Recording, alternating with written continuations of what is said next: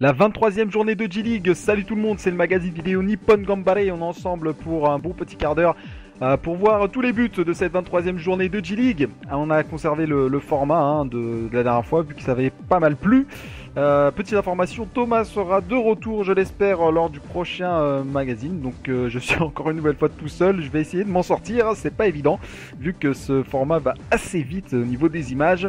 Et donc on attaque, pour en revenir un petit peu à ce qui se passe au niveau de l'image, le Ventforet Kofu. Voilà, c'est le Ventforet Kofu qui accueille le Sanfrecce Hiroshima. Le Sanfrecce Hiroshima, on ne présente plus cette équipe, c'est champion en titre du Japon, qui ont connu des débuts assez compliqués en début de saison, avec un parcours assez calamiteux en Ligue des champions asiatiques.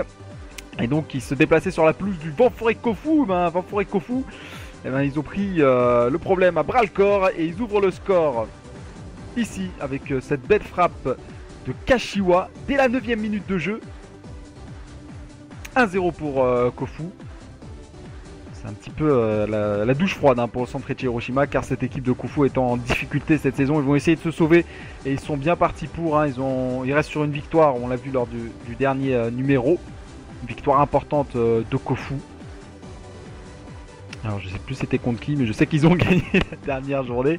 Et Sanfrecce Hiroshima, c'est l'équipe dangereuse offensivement, on la présente plus, je vous le disais au début de magazine. On a des joueurs dangereux comme Isato Sato, le buteur maison de cette équipe du Sanfrecce Hiroshima. Et pourtant, badaboum, c'est le Ventforet Kofu. Un peu bizarre cette frappe quand même, Elle flotte avec énormément d'effets, mais c'est quand même une superbe lucarne d'Osaka. Alors Osaka avec un H, pas comme le Gamba Osaka. 52e minute de jeu. Le Ventforet Kofu qui mène 2-0 et qui a failli même mener 3-0. Le Sanfrecce Hiroshima qui est dominé. Et ça va mieux du côté de Kofu. Équipe qui est remontée au classement, on le verra tout à l'heure. Et qui peut croire en tout cas au maintien cette saison en G-League. Alors qu'ils avaient vraiment très très mal débuté cette saison, le Ventforet Kofu. Oh là là, la frappe lamentable d'Aoyama. Bon, c'est pas son meilleur pied pour prendre un peu sa défense, mais c'était quand même très très très loin du cadre cette frappe d'Aoyama. Donc là on a vu une tentative d'Isato Sato. On joue les 5 dernières minutes de jeu. Et dernière occasion pour le Ventforet Kofu avec cette frappe sur le poteau, ouais. Sans vouloir le joueur, car chaque but va compter pour le maintien parmi l'élite. Forcément.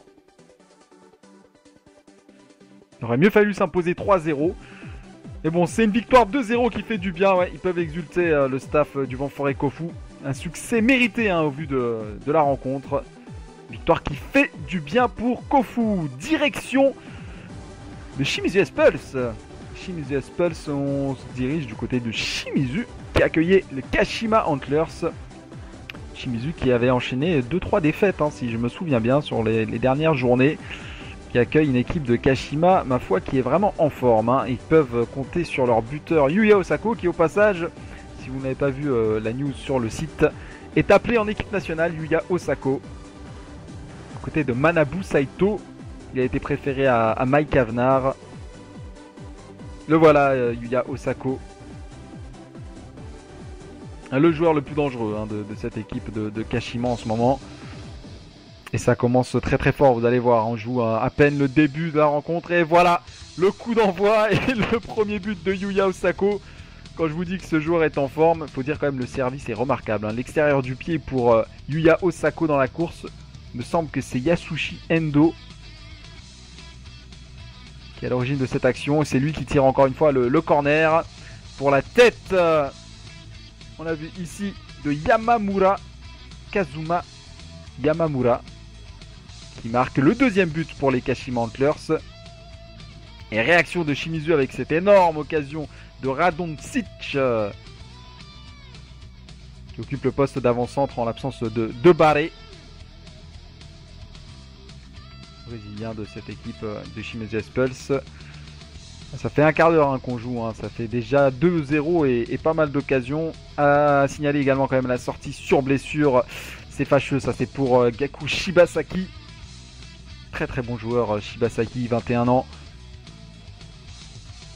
Les Shimizu S-Pulse qui vont revenir dans le match par Radoncic sur cette perte de balle assez étonnante.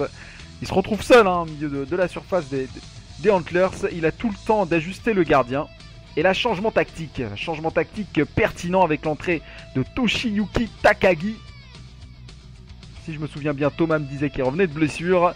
Et Takagi, il va inscrire ce but déjà. Pour ne pas trop vous spoiler sur les résultats, je vais essayer de me retenir. Takagi, oui, on peut sortir le feu d'artifice parce que le show Takagi va commencer. On a vu ce premier but, 2 buts partout. Et 3 buts à 2 pour Takagi. Takagi 3, Kashima 2. Ouais, Shvan Godby, hein, le coaching gagnant. Mais les Antlers sont des ressources. C'était un match un peu foufou. Hein. Il y a eu les Kashima qui ont mené. Égalisation de Shimizu qui reprennent l'avantage. Et là, on voit une main dans la surface de réparation. Penalty qui va être transformé sans problème par Yuya Osako. 3 buts partout entre les Kashima Antlers et Shimizu S-Pulse. Mais c'est finalement les joueurs locaux qui vont arracher la victoire avec, devinez qui, Takagi encore une fois. Le hat-trick pour le jeune avant-centre. Et le succès pour cette équipe du Shimizu S-Pulse qui se donne de l'air au classement. Hein. C'est assez un mystère quand même, cette équipe qui perd contre les petits et qui arrive à battre une équipe en forme comme les Kashima Antlers. Victoire donc 4 buts à 3. Direction le Vegalta Sendai avec l'un des chocs de cette 23e journée de J-League entre le Vegalta Sendai et le Cerezo Osaka.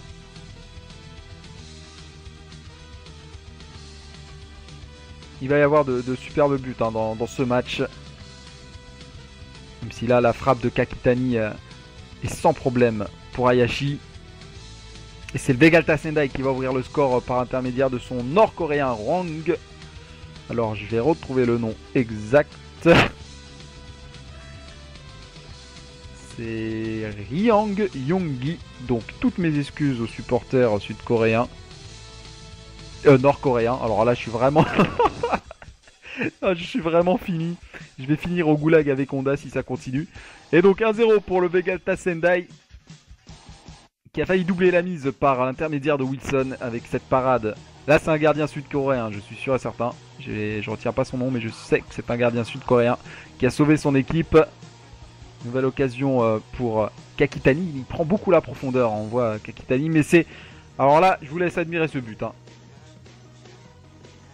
Ouais, c'est le tir de l'aigle, le tir du tigre, ce que vous voulez. Mais c'est Takahiro Ogihara qui marque... Sur cette frappe lointaine, il doit être à 35 mètres quoi. C'est assez monstrueux cette frappe d'Ogihara. Qui permet au Cerezo Osaka de remettre les pendules à l'heure. Ça fait un but partout entre les deux formations. Même si Vegalta Sendai va se procurer pas mal d'occasions. On l'a vu ici avec Yanagisawa. Oui, Atsushi Yanagisawa, le voici à l'image. Si vous vous souvenez de lui, c'est l'auteur de l'incroyable raté lors de Japon-Croatie en Coupe du Monde 2006. Un raté qui avait fait d'ailleurs son apparition dans le zapping de Canal+, si je me souviens bien même à l'époque. Bref, c'est Yanagisawa qui joue toujours au football dans cette équipe du Vegalta Sendai. On a vu la frappe lointaine pour Cerezo Osaka. Et ouh, cette frappe, ce petit ballon de Wilson, et passe juste au-dessus de la cage. C'était bien joué de la part du Brésilien. Petit ballon piqué, petit ballon lobé, pardon. Mais plus rien ne sera marqué dans cette rencontre. On joue les arrêts de jeu. Malgré cette ultime tentative lointaine de Kakitani à la 94e minute de jeu, fallait oser. Score final entre les deux formations. Un match nul, un bon point pour Sendai. Un petit coup d'arrêt pour le Cerezo Osaka. Allez, on va s'intéresser désormais à tous les buts de cette 23e journée de J-League. Avec les Reds d'Urawa, bah oui, mais ça c'est... Ils jouent tout le temps au con en même temps devant leur surface. Bon, vous me passerez l'expression, désolé, mais ils jouent au con, donc forcément, ça devait arriver. Premier but de Nakamura, le deuxième, il est superbe, de Marquinhos. Donc c'est Yokohama face aux Reds d'Urawa. Et le troisième but, un petit onage tranquillement. La frappe, pied droit de Nakamura qui est gaucher. Ça fait 3-0. Grosse victoire de Yokohama qui distance un concurrent direct pour le titre. 3-0. L'autre choc de cette 23e journée, c'était l'opposition entre le Kawasaki Frontale et l'Albirex Niigata. L'Omiya Ardija, si je reconnais bien les maillots, c'est l'Omiya Ardija, voilà leur attaquant slovène. On a vu le premier but de Kengo Nakamura et Yoshito Okubo est en feu. Hein. Regardez cette frappe, c'est superbe, superbe frappe de Yoshito Okubo qui permet à Frontale de s'imposer 2-1. Le FC Tokyo recevait de son côté le Sagan Toss. Premier but de Yohei Toyoda de la tête. Il est placé ce ballon imparable pour Gonda. Ça va faire 2-0 pour le Sagan Toss.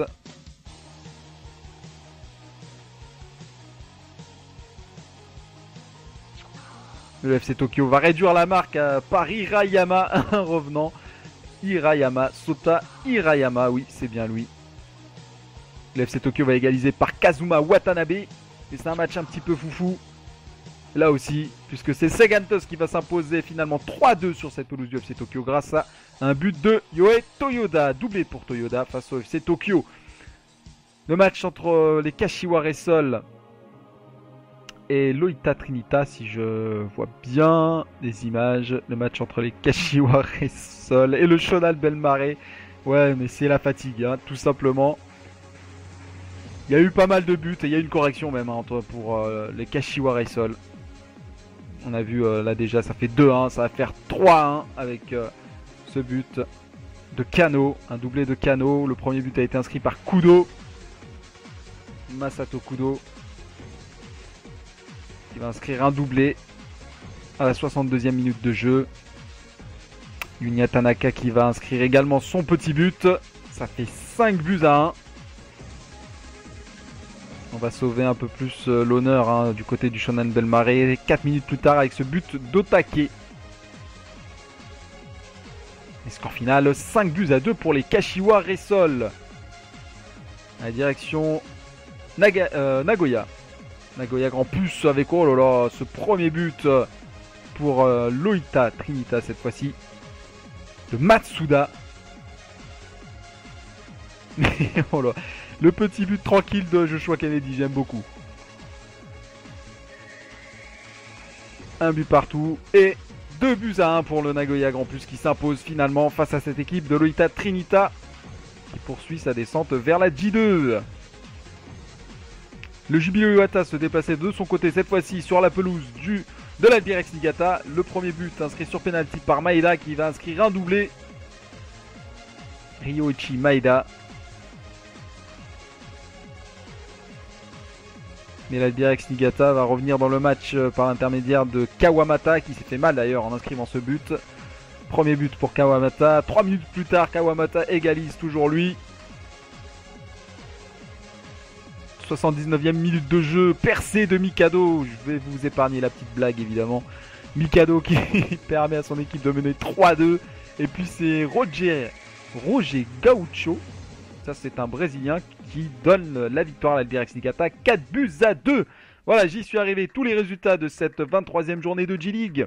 Le carton, on l'a vu, des Kashiwara Sol 5-2 face au Shonan Bellmare. La victoire d'Ishimizu S-Pulse 4-3 grâce à un trick de Takahagi. Et le succès évidemment de Yokohama 3-0 face aux Reds d'Urawa. Au classement, on va voir que ça va bouger un petit peu en haut et également en bas avec la victoire du Vent Forêt Kofu. Donc voilà, au classement, en tête on a Yokohama, distance un peu le Sanfrecce et Hiroshima, les Reds d'Urawa qui sont désormais à 4 points et on a vraiment un écart entre les 3 premiers et le milieu de tableau. Donc la course au titre est désormais dessinée et pour le maintien, ça va se jouer sans aucun doute entre le Shonan Bellmare, le Jubilo Iwata et le Vent Forêt Kofu qui distance désormais le Shonan Bellmare de 7 points. Ça va mal pour les 3 derniers au classement. Donc voilà, je vais vous laisser sur cette séquence culte. D'ici là, portez-vous bien. Je vous dis à la semaine prochaine. Salut, ciao!